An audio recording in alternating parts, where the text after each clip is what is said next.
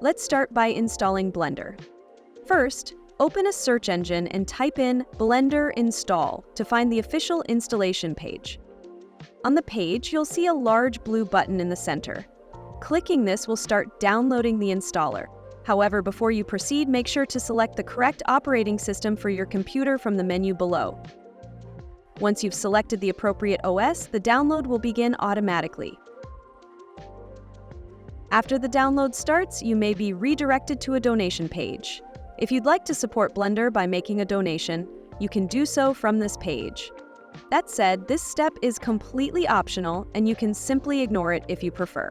Once the download is complete, open the installer file to begin the installation process. A pop-up menu will appear. Click Next to proceed.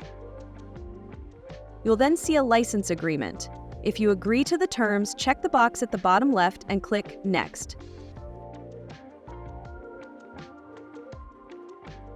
Next, you'll be asked to choose the installation location. You can change the destination by clicking the Browse button.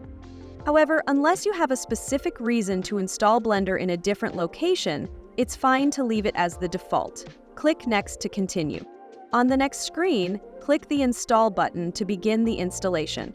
After a short wait, the installation should complete successfully. Click Finish to close the pop-up menu. Now, let's open Blender.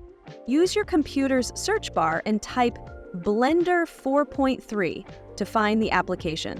Once you see the Blender icon, click on it to launch the program. For easier access in the future, you can right-click the Blender icon and select Pin to Taskbar. This will add Blender to your taskbar, allowing you to open it with a single click next time.